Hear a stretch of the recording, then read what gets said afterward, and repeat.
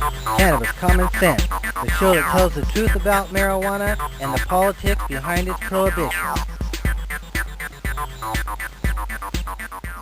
We had about 200,000 people in the march asking for marijuana liberation, and people completely lost their fear for law enforcement. They're kind of in a complete civil disobedience concerning planting the seeds. So things are also happening there in Argentina. The government has also announced that they are looking to Uruguay as an example. So they are very respectful about the Uruguayan government, what they did this year, that was legalizing cannabis for recreational purposes and sales over the counter and distribution and production.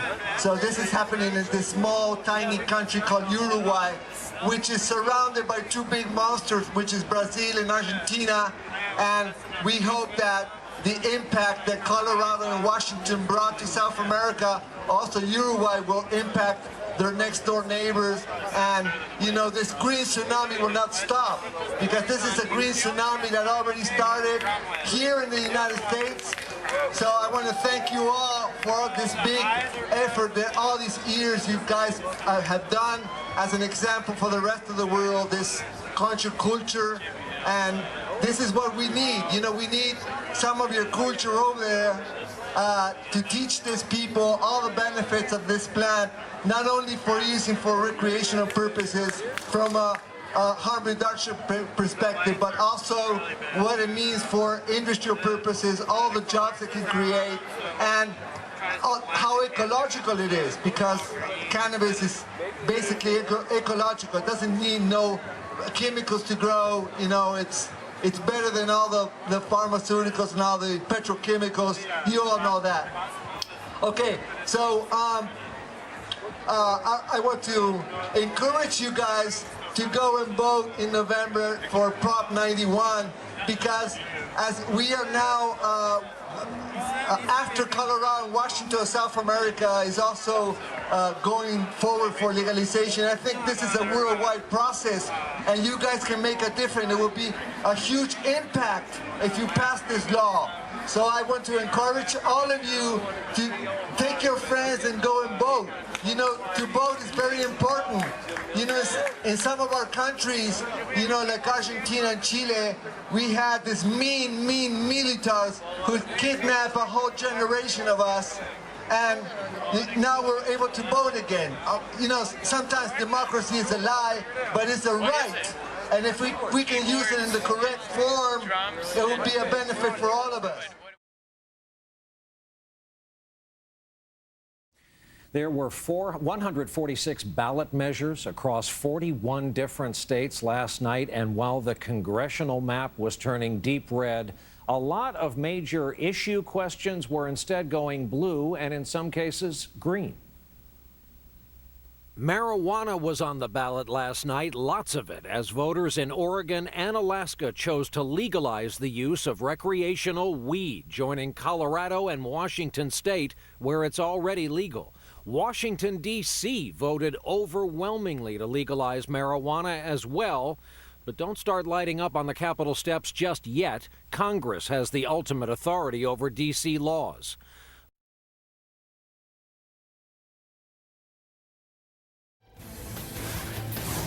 Oregon just voted to legalize pot last night, but if you've looked around lately, it already seems to be everywhere.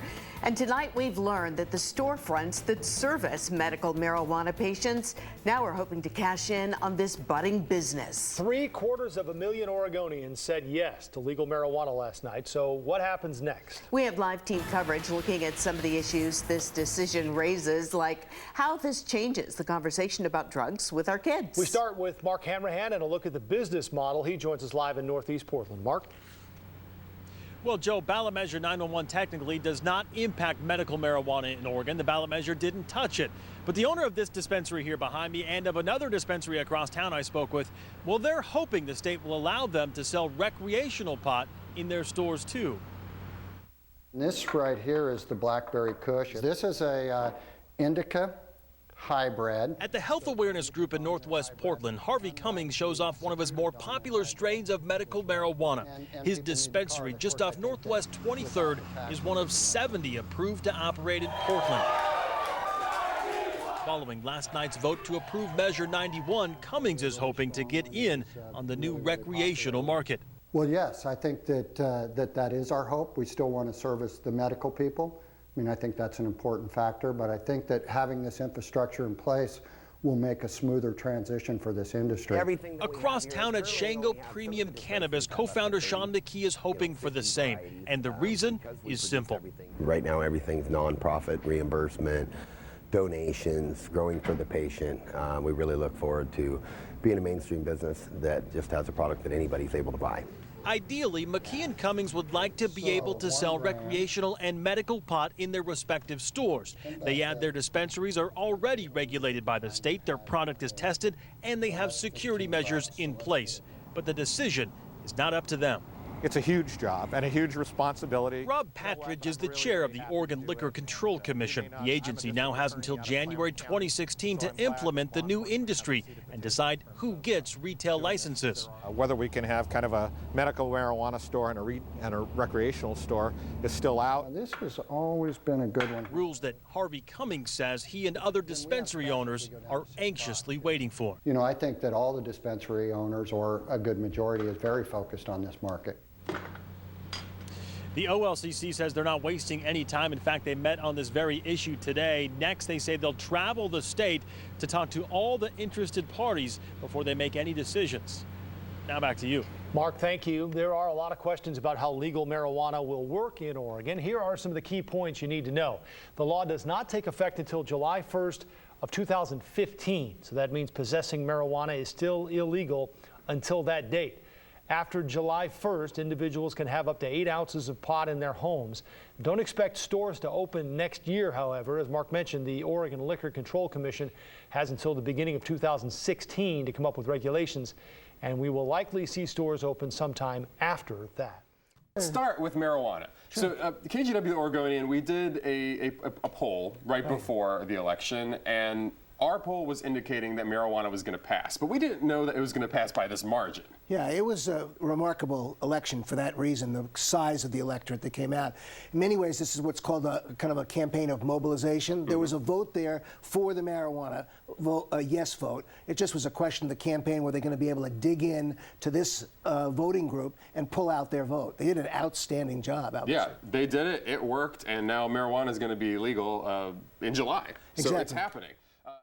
From my experience in the legislation, I have found that we really don't have anybody in the House of Representatives who is there to back the wants and the needs of, regardless of what your part of cannabis is, whether you're industrial hemp, medicinal marijuana, choice to use, or sacrament. I believe in them all.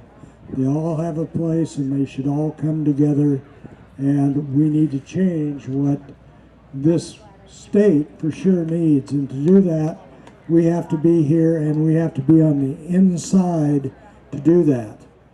Right now, if we want all these changes we talk about here at this festival, we need to get out there and vote and, you know, get that ballot in the mail and make sure you register.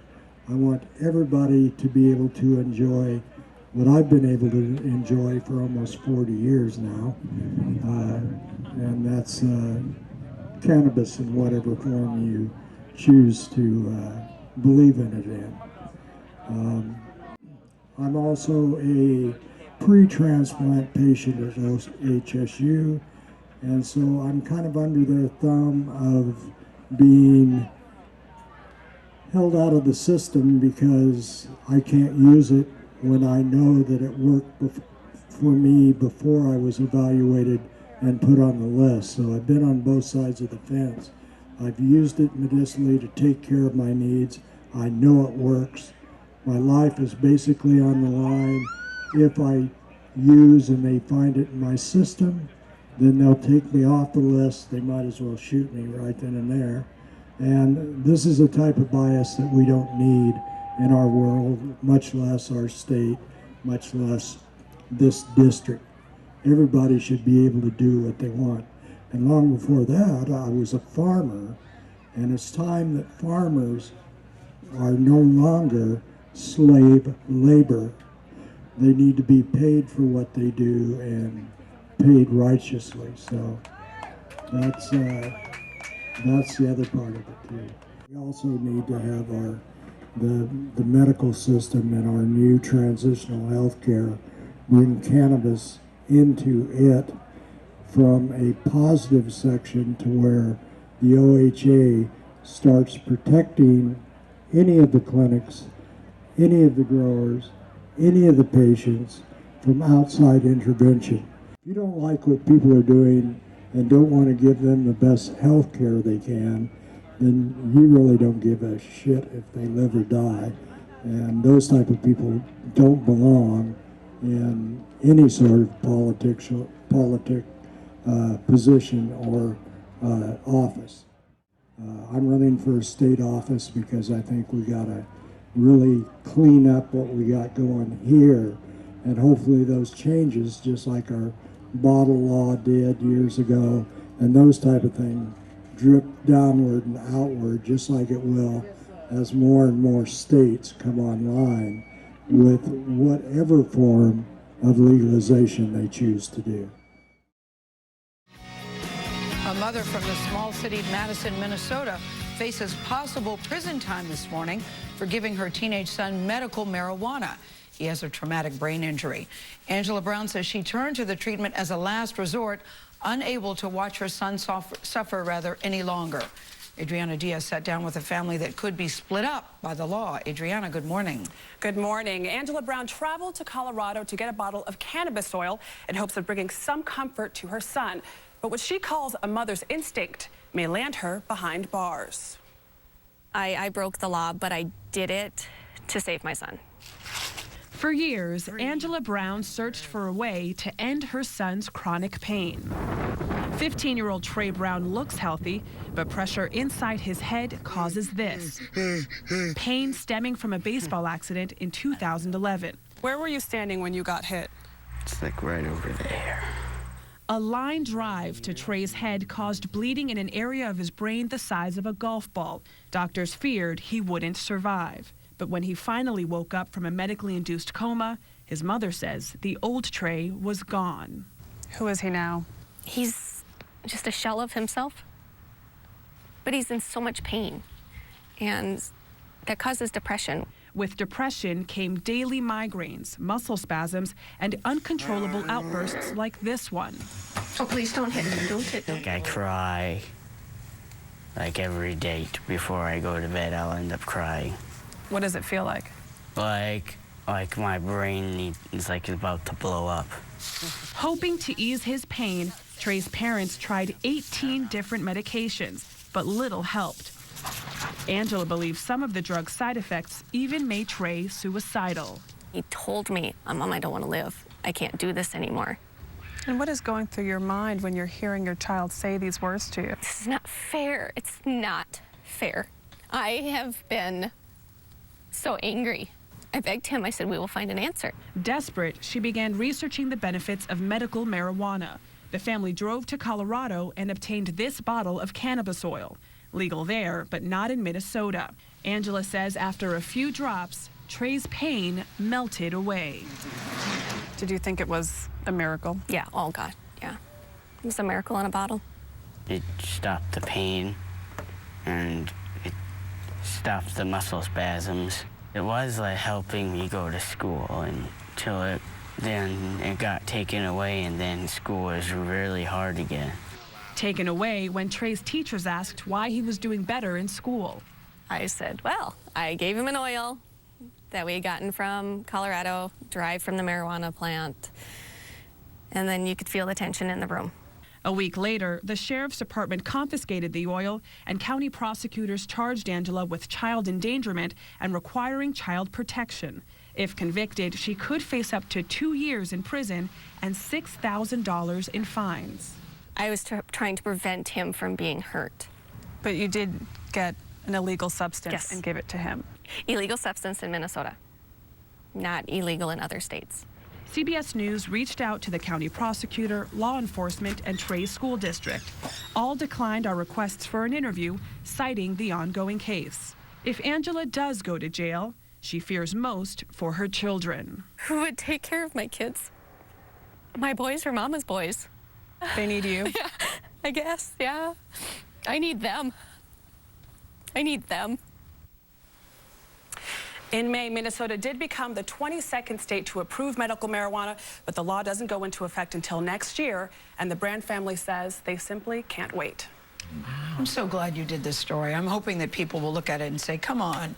You know, at some point, common sense has to prevail. They're clearly not abusing the system, and it's helping her son. Yeah. They say they actually want to move to Colorado once this is all resolved, but whether or not the mother will join the family has yet to be seen. Wow. Adriana, thank you so much. You know, when you look at the marijuana laws over the years, I've been fighting this 50 years now. I know. My first arrest was in 1964. And I Was that in never did- Michigan? Yeah, in Detroit. I never did understand it. And then you go through all this trying to, what is this all about?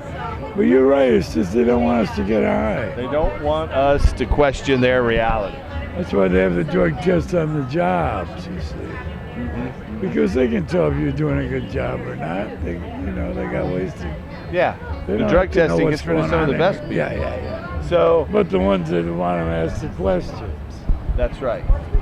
So that was your first bust. Tell me about the famous 2-joint bust. Well, that was a crime that occurred on December 21 or 22 of 1966.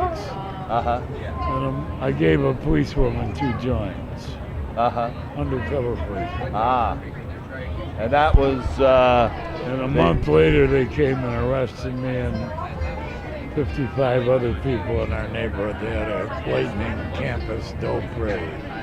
Surely you experienced those. So then they sentenced you to 10 years for giving away 2 joints. Well, it was 20 to life for giving away weed. Wow. And I challenged them up to the day before the trial, and they dropped the sales dispensing part. So I went to trial on possession.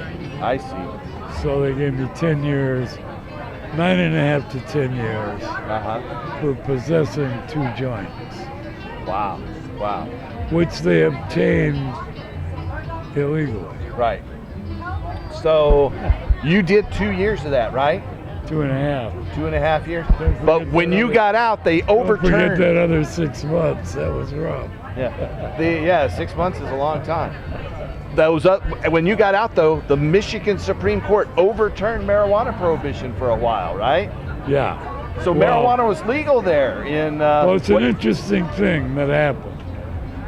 You know, my case was a spearhead of the effort to get the law declared unconstitutional.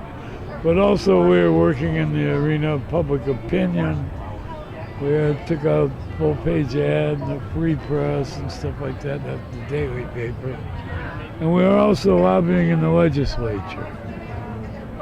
And in December, in fact, I don't know, this is such a long story, but in December of 1971, we wanted to have an event that would put pressure on the legislature because the year before, we had gone into the Christmas recess without adjudicating the issue, without voting on the weed.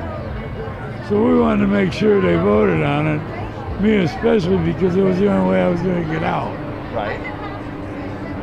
So we organized this big event at the University of Michigan campus, and then John Lennon decided to come and be part of it. Well, that put it all over the top. Yeah.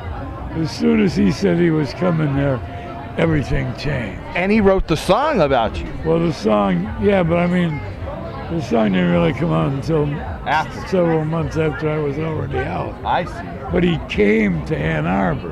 Right. Now you can imagine if he came here for Yeah. Hempstead. Yeah. It was like that. It was totally out of the ordinary. Yes. But when they said he was going to do this, the dominoes started falling over. The Michigan legislature passed a law which reflected the issues that we raised in my appeal. And they reclassified marijuana to a controlled substance, whatever that is. Right, yeah, and that DEA. And they dropped all the penalty for sale went from 20 to life to 4 years. Possession from 10 years to really 90 days. And this was on December 9th, the day before the rally. They passed this law. And they said, however, that it wouldn't go into effect until April 1st, 1972. I see. Well, see, I'm still trying to get out on bond. They wouldn't give me an appeal bond. Right. But after they passed this law on the 9th, our rally was on the 10th, and on the 13th they let me out on bond. I see. And on March 9th, the Supreme Court adjudicated my appeal, and they found that marijuana was unconstitutional. That was one of the great judicial opinions for marijuana in U.S. history by far. It really broke the dam. Amen. Thank you. Yeah. I had to do a lot of time for that, but in the end we won. So I want to thank you for Well, you standing can up for ask freedom, for it. man. Well, you know. Yeah, we know marijuana's good for us, and we like it. Yeah. You know? Yeah.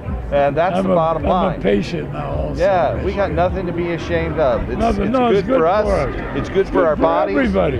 It's good for our brains. Good stuff, man. And it's good for our planet, you know? Amen. Hemp is earth medicine. You know, I mean, I want to throw this out there about hemp. Hemp, what's called hemp? See, we're after the medical marijuana, and we all talk about that, and the recreational marijuana, and all the marijuana aspect of it, but the hemp aspect. Hemp is earth medicine. Hemp will make fresh oxygen for a sky that is being suffocated. Hemp will feed us, clothe us, we know all the stuff. Hemp will do it, but not enough attention is being paid to hemp. We need to pay more attention to hemp and recognize it. I mean, otherwise, it's more, you know, there's more to life than let's go get the medicine that just helps us. Will help the earth and the planet too, and us. Let's think about it. Hemp. Not enough attention being paid to hemp. The word gets said a lot, but not enough attention being paid to hemp. No offense.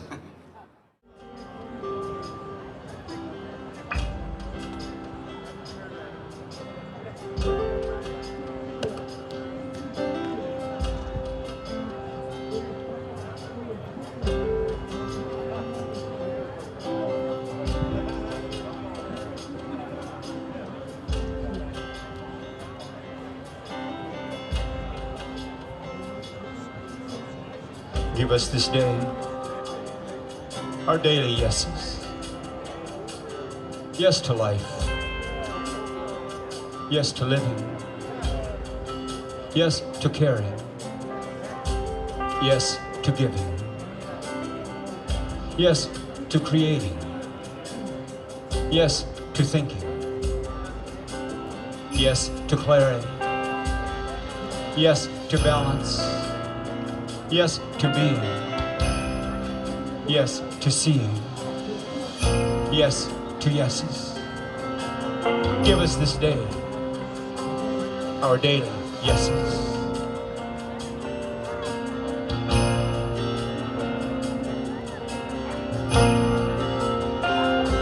Chaos,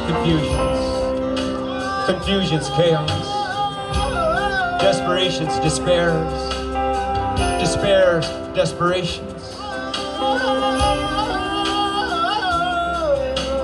behavior, reaction, reactions, behavior, manipulated minds, minds manipulated, fearful thinking, thinking fearful.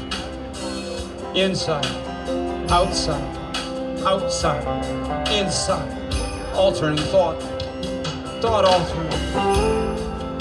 Perceptions diseasing, diseasing perceptions. Forgetting medicine, medicine forgetting. Coherent, coherence, coherency, coherent. Peace and love, love and peace. Realities created, created realities. Whatever sees, sees whatever we do. Do we? Give us this day our daily yeses. Yes to yeses. Yes to seeing. Yes to being. Yes to clarity. Yes to balance. Yes to creating. Yes to thinking. Yes to giving. Yes to caring. Yes to living. Yes to life. Yes to yes. Give us this day our daily yeses.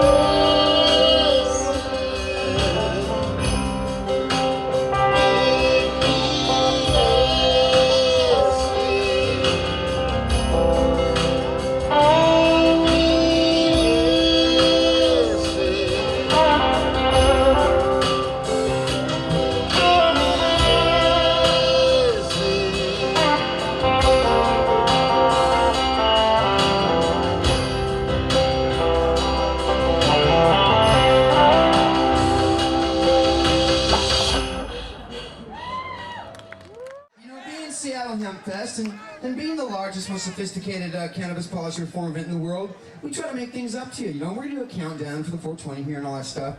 But you know, I'll tell you, we felt so bad about the fact that Tommy couldn't be here that we decided to do something about it.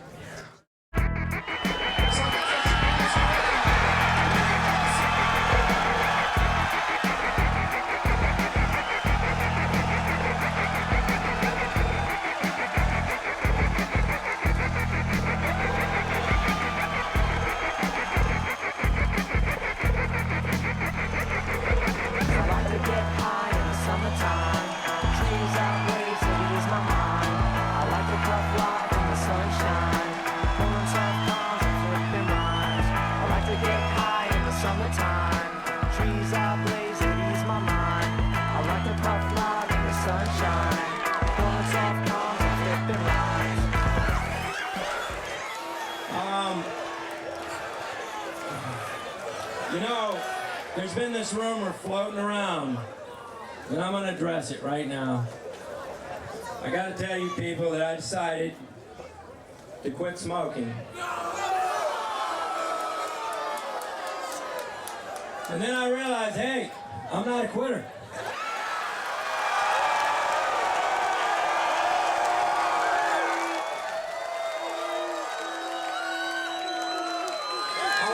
Some people. First of all, I want to thank all the vendors. I want to thank the Seattle Hemp Fest for having me out here.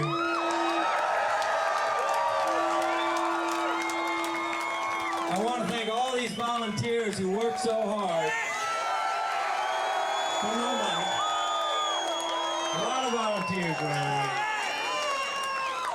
here. I want to thank the police for keeping the peace.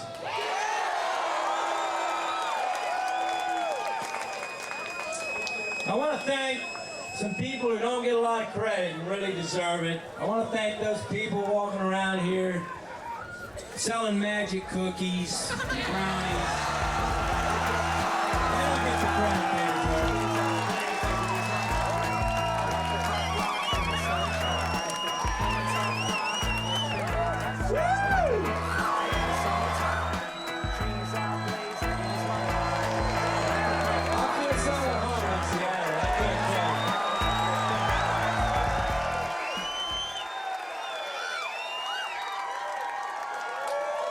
You guys are definitely the most energized pot smokers I've ever run across.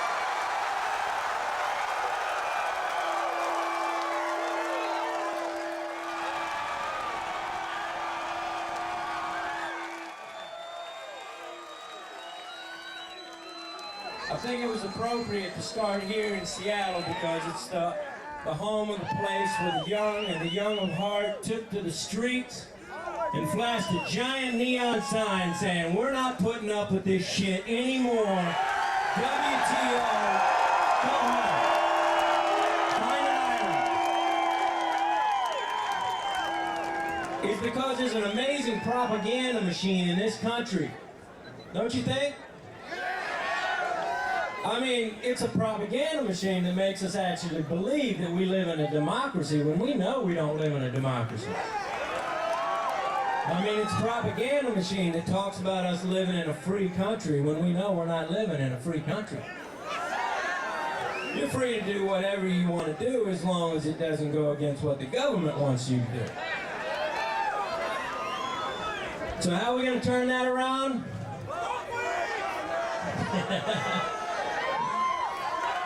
I say things like this: the Seattle Hemp Fest are the way to turn this thing around. Every one of you people who showed up here today, you're making a statement, and I'm damn proud of you. And you know what I have to say? Keep doing what you're doing. Keep doing what you're doing. And I think it will change. I think it will change. Thank you all for coming out here today. I really love my heart.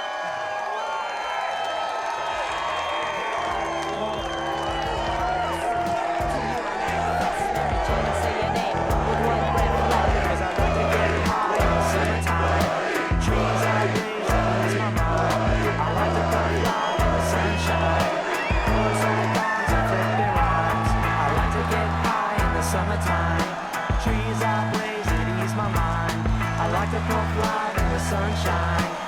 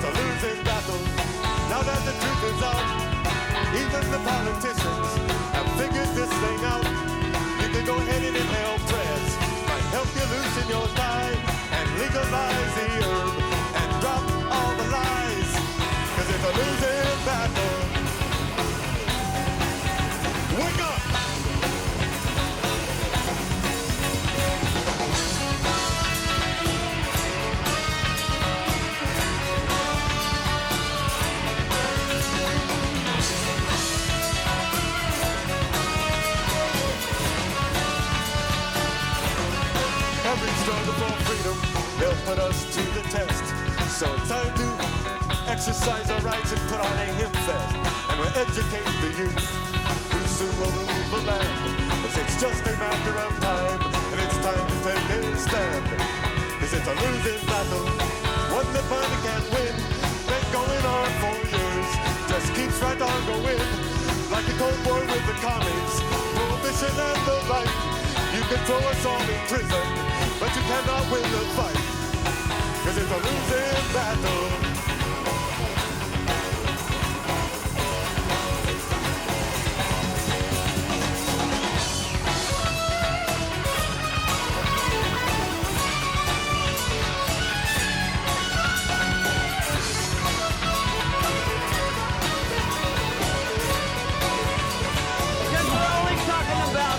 Things for good people. This man Jim knows. Take a good look at him. He's been through it.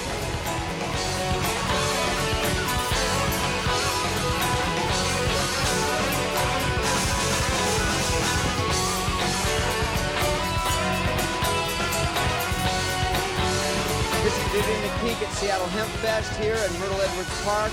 I'm with THC TV and Seattle Hemp Fest. And we just had Woody Harrelson speak, enjoying some munchies now and some refreshments. We've got the herbivores, our house band playing. We've got so many people out there, I don't know how to count them. Hey, Mr. Politician, time to wake up.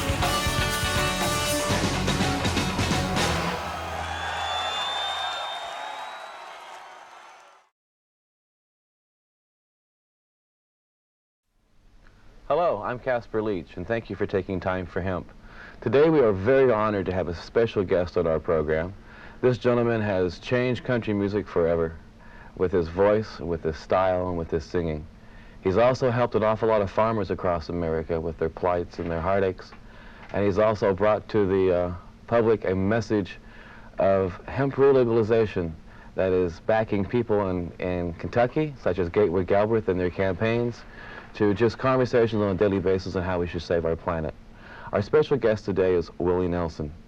Willie, thank you very much for being a guest on our show. Glad to be here. Willie, you've had a chance to see firsthand the heartaches and the plights that our farmers are going through. And a lot of people in their offices and driving to and from their jobs in LA and New York and Chicago don't see the heartache that you've had a chance to witness. Could you share some of that? Well, whenever I first started hearing about the farmers' problems, see, I was born in a farm community, in a farm town. A lot of my friends are farmers. So I started checking it out. I heard these horror stories about farmers getting foreclosed on and losing their farms, and bankers who were once friendly, now unfriendly. And I heard all these things, and I said, well, something's going on that I'm not aware of. So I started checking it out.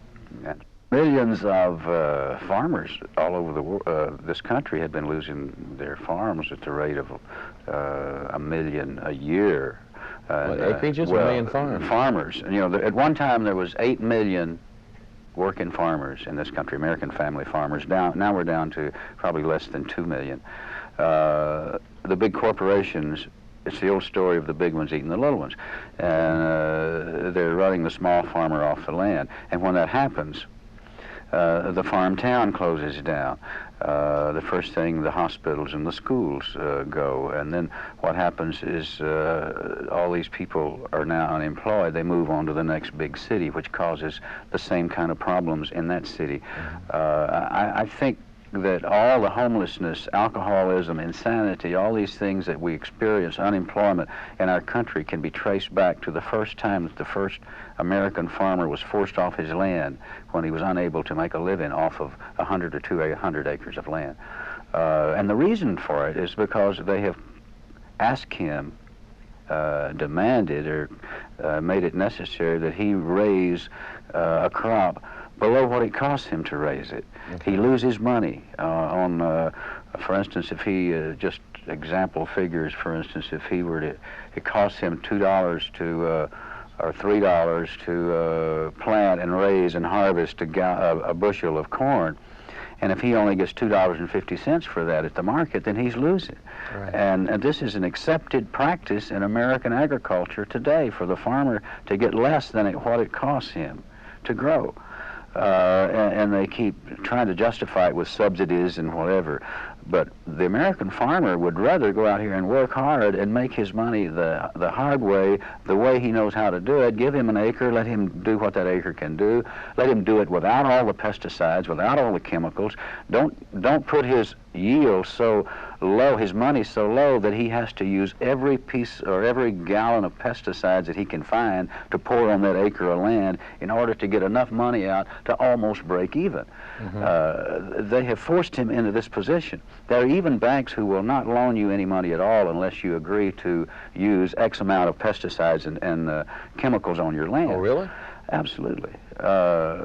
Because they know that the only way you can make your payment is if you get so much off of that acre, and the only way you can get that much off of that acre is to keep pouring the chemicals to that 1 acre.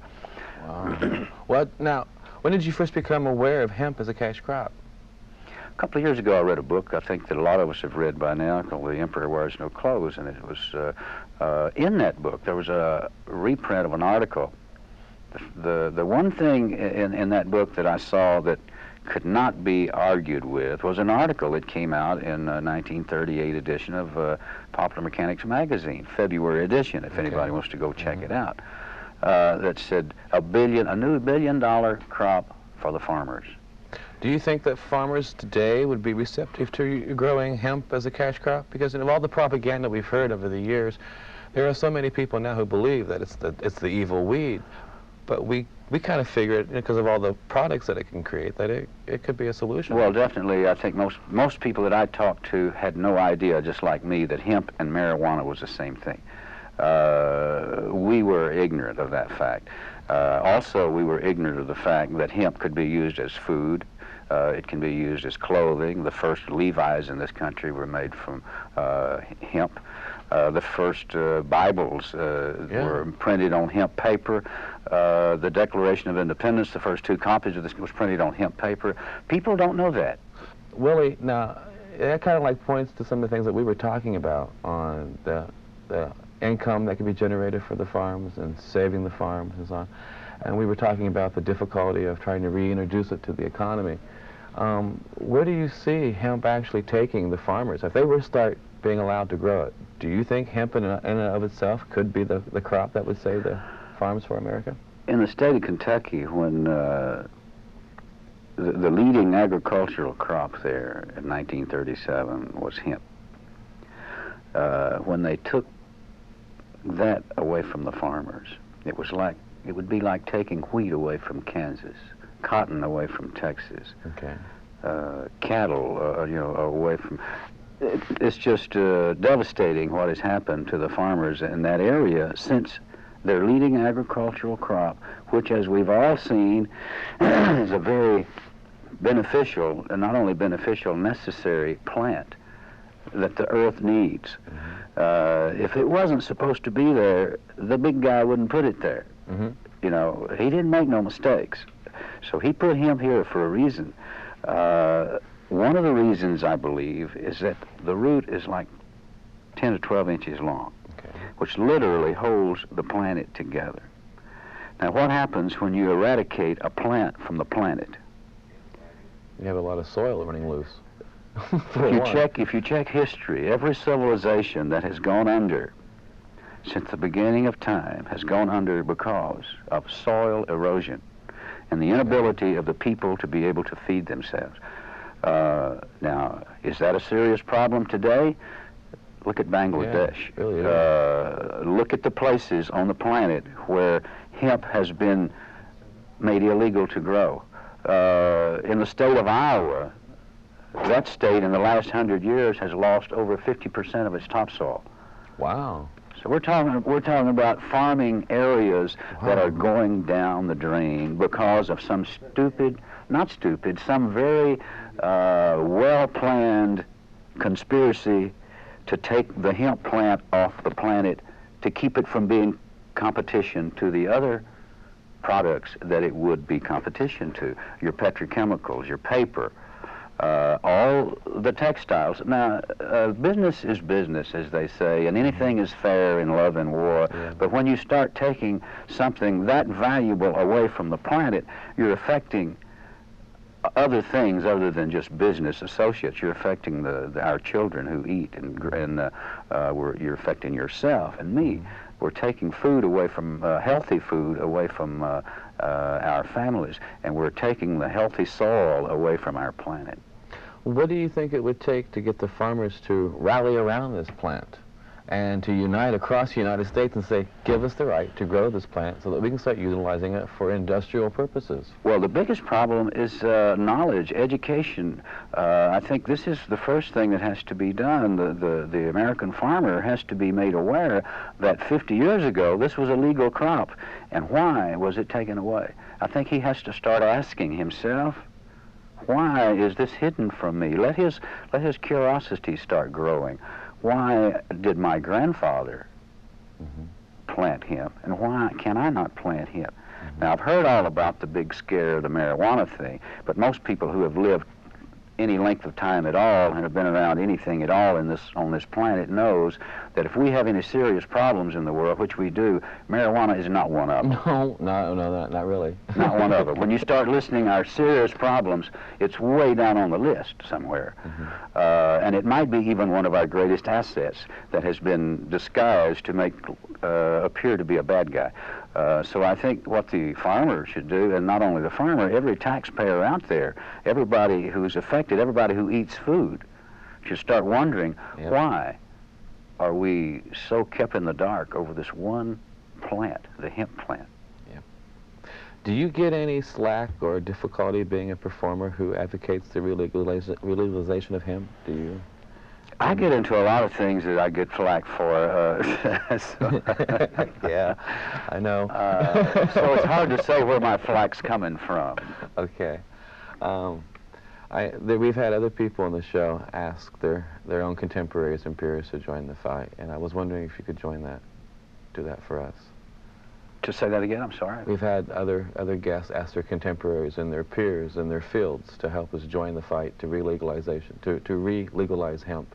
I was wondering if you could, I thought that's what we've been doing for the last 30 minutes. Sometimes, yes, but people seem to miss the point. Well, I think if they listen to what has been said on this program, if they watch the film that they have seen, if they watch the material that is made available to them, then let them make their own decisions. Let your conscience be your guide, as the old saying goes. Do you think the government has had much to do with the downfall of the farmer? Well, of course. In what way? Well, when our government puts out such agricultural policies that put our farmers out of business, then it's not hard to see where the problem is coming from. Now, when you're out there working with the farmers side by side, do you have an opportunity to witness ways that we, people who are not involved with the farm communities on a daily basis, those of us who are driving to and from work, stuck in our offices, what can we do to help the farmer overcome this misery? They've been together as our backbone forever. There's a great plan that just I became aware of it here a year or so ago, last year in fact. The farmers have come up with this idea themselves. It's called parity giving. For instance, if you're a rich guy, you got millions of dollars, you want to do something for the poor, the hungry people. You would buy direct from the farmers, pay them a certain price. For instance, for corn, if you buy $1 million worth of corn from the farmers and pay them $3 a bushel, whatever the market price is, then you would be able to write off, you give it to the hungry, you give it to the poor people. Then you would write off what is considered a parity price, or a fair market price, which would be in the neighborhood of around $7. So you would get to charge, you buy it for $3 and get to write off $7. So this would be a great benefit not only to the guy with money who wants to help, to the farmer who gets his product sold, and also to the people out there who are hungry, who needs the food. It's really ridiculous for people to be starving to death on this planet when there's a lot of food available. Now that sounds like something that's affordable for a lot of us to do. If you're looking at like $3 a bushel as an example, you might be able to put out like get 10 bushels. Is there any way of contacting? Well, this is something that has to be introduced through legislation into Congress. There has to be a vote on it. It hasn't happened yet. And it's happening now. It's being written up and getting ready. And we're just trying to call attention to it and make everybody aware of it out there, that when they hear the word parity giving, that they'll know what they're talking about. Well, should we encourage people then to write on a local level to their representatives or on And a if national they, level? and tell their local politicians what's going on, that there is a parity giving program being announced and legislature being drawn up, and to be on the lookout for it, check it out, and see how it will help the farmers in your area. Okay, are there other programs that Americans can get involved with in helping the farmer overcome Well, this? of course, Farm Aid is still alive and well, and we're planning Farm Aid 5, and it looks like it will be at the LA Coliseum. Yay. And on November 30th of this year, Thanksgiving weekend. Excellent timing. Yeah, it is excellent timing, and it will be a good chance for anyone who wants to help the American farmer to do so. Yeah, I hope I get a chance to be there for that one. If you had the opportunity to express yourself at any one point in time to the American people and deliver the message of the farmer, what would you say? Well, first of all, the fact that you're able to do this television show, and I'm here talking on it, and if people are able to watch it on their television, it means that this idea has come. It's time for people to consider it and make a decision, one way or another. And it's a question you have to ask yourself. Is it important?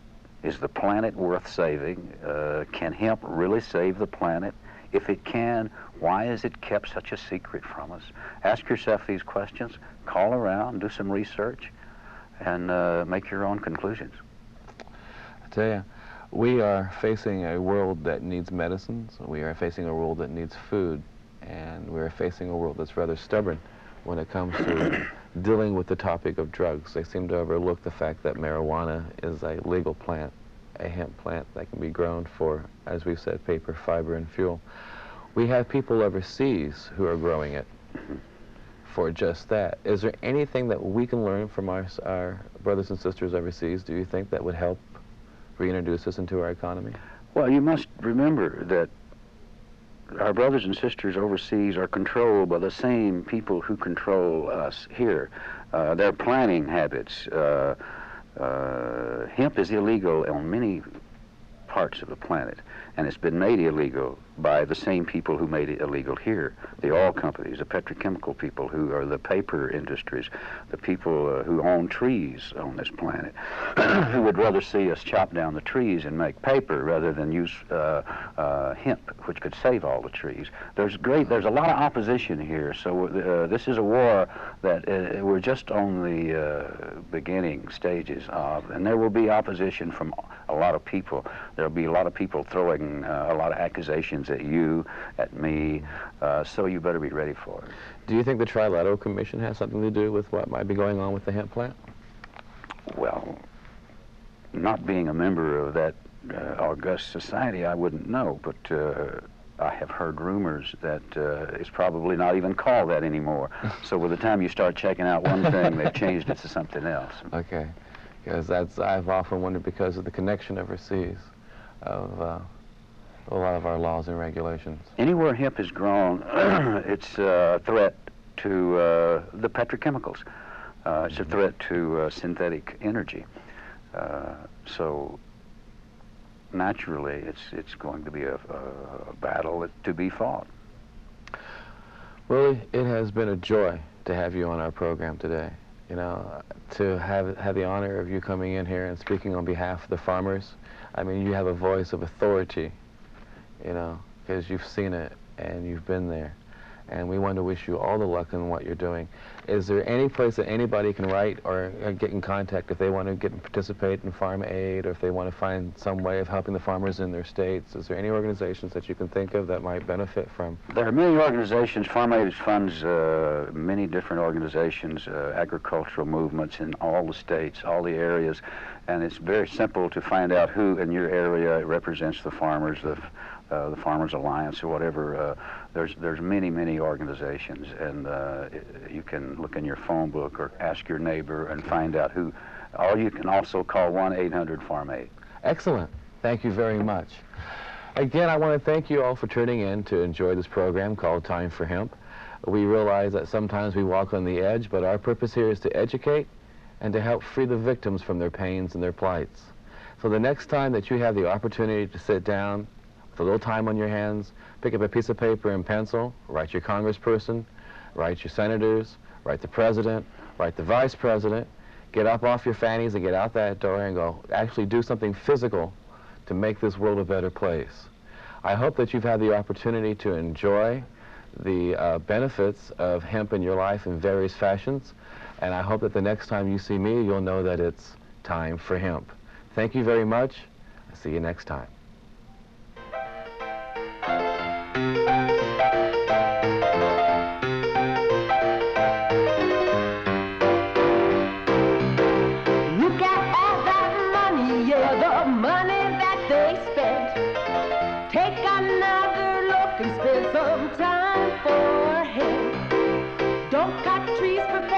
Cause it hurts the environment. Stop deforestation, yes, it's time for hemp. Whoa, an acre of hemp makes 20 bales of oil. No need for pesticides to poison all our soil. People got no food, they got no clothes, they got no rent.